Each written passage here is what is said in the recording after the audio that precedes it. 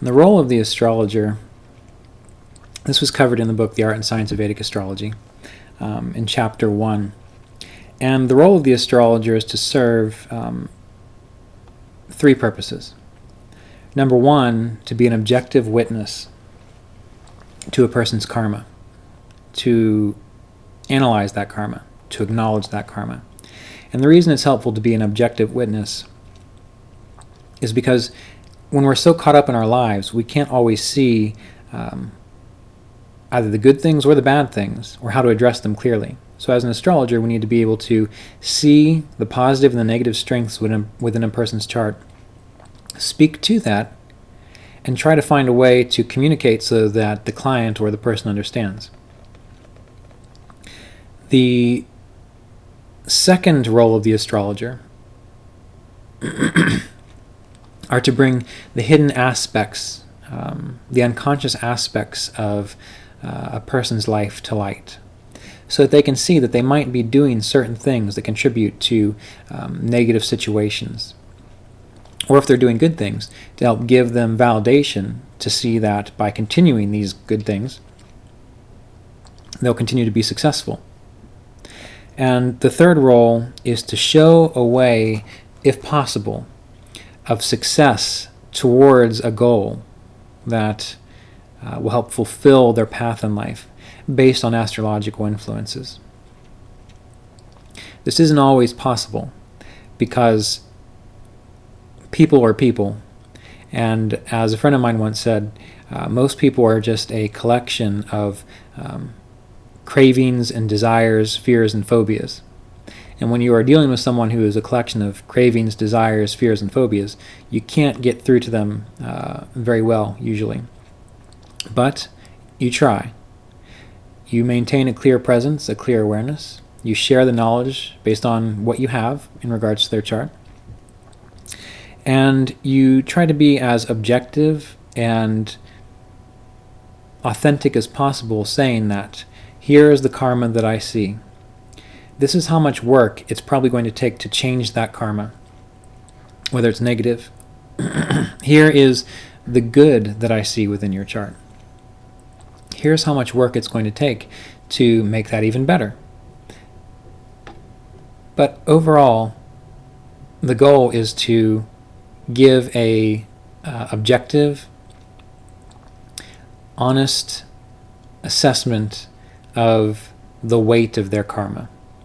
Once you do that, you as the astrologer need to let it go, because you've passed on the information.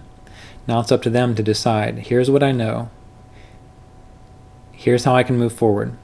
Do I really want to do that? And then they have to make that decision.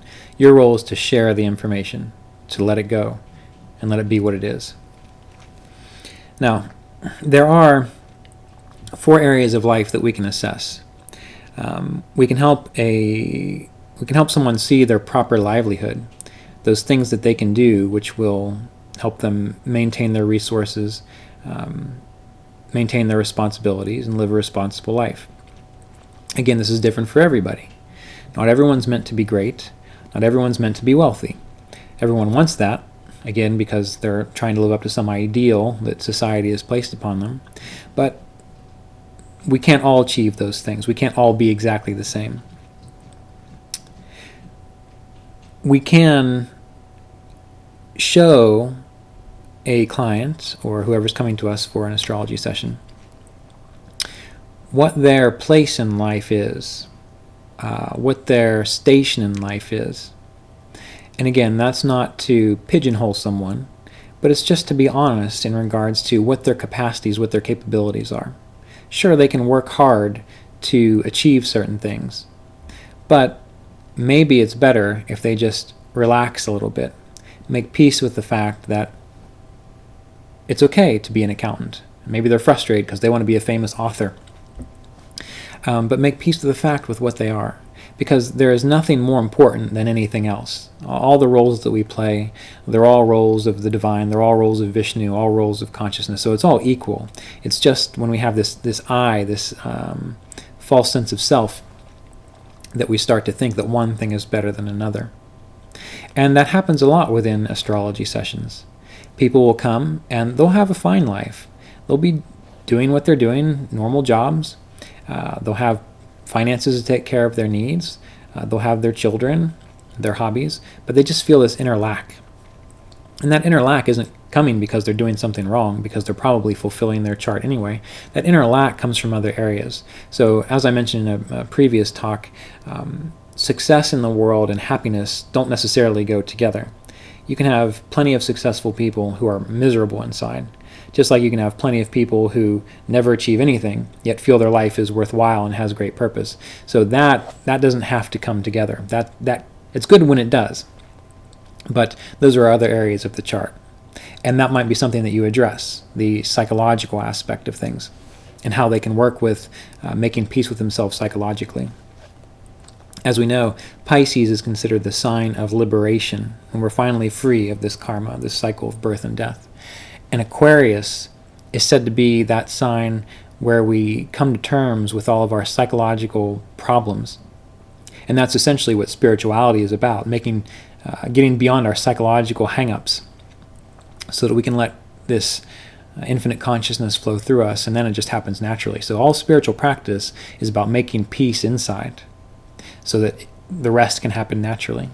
So the same thing, you want to be able to identify areas of the chart which unhappiness is indicated, and try to counsel them, if you know how, to deal with that, go beyond it, or make other choices. If you don't know how, your role as an astrologer is to refer to someone who does, whether that's a psychiatrist, psychologist, body worker, or other kind of healer. You can't do everything unless you are a psychologist, psychiatrist, or doctor. But if you can see it, you can refer them to someone who can help. There are ways of looking at the chart, which we will go into a number of lectures from now, where we can see what are the planets that cause inspiration for this individual. And it's different for all of the ascendants. Each ascendant has a different planet for inspiration, dharma, and purpose. We can see what those are. And there are planets which cause blocks or obstructions to that inspiration and purpose. We can see what those are. Again, it's different for each of the ascendants. But once we see that, we can counsel or give advice saying, here's what this planet represents. Here is where your inspiration and your dharma lies. Here's what these other planets represent, and these are the things that are getting in your way, such as egotistical desires, too much seeking for fame and validation, things of that nature. There are planets that represent that. So you want to take away your attention from those blocks, those obstructors, and focus on the inspiration. And again, we'll see that in some future talks. But by doing that, you empower the person to see that if they make different choices, if they put their attention elsewhere on what's important, they can have better success. They can have better feeling of accomplishment. Doesn't mean they're going to succeed, but that's not up to us. It's not up to us as astrologers. It's not up to us as people. It doesn't matter whether we succeed. What matters is if we try. Again, as I mention often in the Bhagavad Gita, it says that the yogi, or the person interested in growth, they're entitled to action only, not to the fruits of their actions. Which means you might fail. You might have the karma to be a soldier. And that doesn't mean that you have the karma to go through a war and survive. That can mean that you have the karma to be a soldier and actually die in battle. You fulfill that role, you've done your duty. You might be a scientist or an explorer, and you have this idea, this notion that you feel is right deep down inside, and it's your dharma, it's your inspiration to follow that. But at the end of the path, you might find that you hit a dead end. You failed, but that was part of the path. And who knows, maybe that failure helped someone else succeed along another track. So this is why we have to avoid making judgmental predictions or judgmental assessments about people, about circumstances, or even about ourselves, and encourage clients to not do so as well, because success or failure, that's no indication of inspiration. That's no indication of inner peace. That's just success or failure, and that happens to all of us. So these are some of the roles of an astrologer. Now, when we're considering our role as an astrologer, we also need to consider our capacity to prepare for a session, or prepare for studying astrology. Astrology is a practice. Astrology is a method of understanding ourselves and our cosmos and our interactions with the world at large. As astrologers, we're going to do our best to give good advice because that's what we're inspired to do. But just like any advisor, financial, medical, psychological, none of those people guarantee 100% success. You can go to the hospital, there's no 100% chance that you're going to find that doctor who saves every patient. If you go to an astrologer, you go to a good astrologer, 80% of the time, 60% of the time, they'll give you good advice. And it's up to you to work with that advice to see how it applies to you. But there isn't an astrologer that gives 100% accurate advice. If that was the case, well, the world would be a much different place. So we have to remember that this world isn't about certainty. This world is about getting the knowledge we need when we need it, doing our best with it, and letting go of the fruits, letting go of the results. But anyway, back to preparing for practice as an astrologer. You need to know that success isn't always assured. There are not flawless techniques out there. There's so much to consider within the birth chart that you might miss something. Most of the time you might be right because you understand how to put everything together, and your capacity to explore astrology and look at a birth chart and see where all the intricacies are. You're very good at it. But 100% success is not really possible, and that's all right. So your role is to do your best, to look at the trends, to look at the possibilities, to make peace with what you see, share it. Don't be afraid of what you see, because we have to also consider that the people that are coming to us, they're not going to divulge everything. And that's sort of some of the difficulty with studying astrology, is that not everyone shares their deepest secrets or the things that they really do or think inside. But if you see something within the chart that seems so true, so accurate, even if when you're looking at the person or paying attention to them, you think, oh, that can't be right, you'll be surprised at what you see within the birth chart, that if you share it, if it's appropriate, and if it's helpful, that they needed to hear that. There have been a number of times I've interacted with clients, and I saw things within their chart that seemed shaky, seemed difficult, yet it seemed almost impossible that it would be true for them. And I trusted that inner knowing, and also I trusted the techniques I was using, and it ended up being true.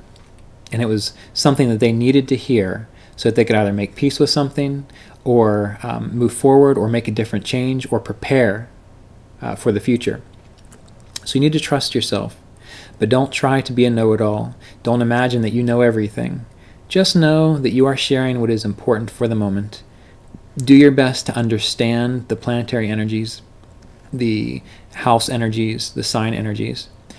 Synthesize them, put them together, be honest. If someone asks you a question astrologically and you don't see it, you can't make sense of it, just say, I don't see that in the chart, or I can't piece that together now, because either it's not there or it's not a situation that you need to talk about with them. Don't try to impress people either. Don't try to know it all, because when you do that, you're abusing this system. And the more you abuse the system, the worse you become. The best thing I've ever heard, I believe I read it in an ACVA magazine one time. There was an interview with an astrologer who was in his 80s or 90s. Yeah, he was an Indian.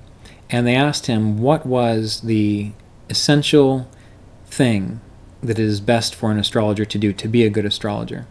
And what he said was, always tell the truth. Not just in your astrology sessions, but in your daily life interactions. And it doesn't mean that you're hurtful or you bring up things that don't need to be said. So you want to be telling the truth, but also kind. But he said, always tell the truth. Because what that does is it allows you to get a sense of what the truth is, that inner feeling of truth, of certainty. And then when you're looking at a chart, if you see a particular situation and you're getting ready to mention it to the client, but it doesn't feel right, you can know that that's not the truth, and don't say it. If you're looking at the chart and you see something that you're not certain about, but it feels so accurate, you need to share it. speak it, because that is sharing the truth as you see it. Might not be 100% based on their exact experience, but maybe it's close enough to help them in a situation that they need help with. So remember that, learning to always tell the truth, that yogic principle of the yama or the niyama of not lying, essentially. And the more you do that, the better of an astrologer you'll become. You might not become a verbose astrologer that can talk about anything, but you will say what needs to be said when it needs to be said, and that's the most important thing. So this is my thoughts on your role as an astrologer and some ways that you can become a good astrologer.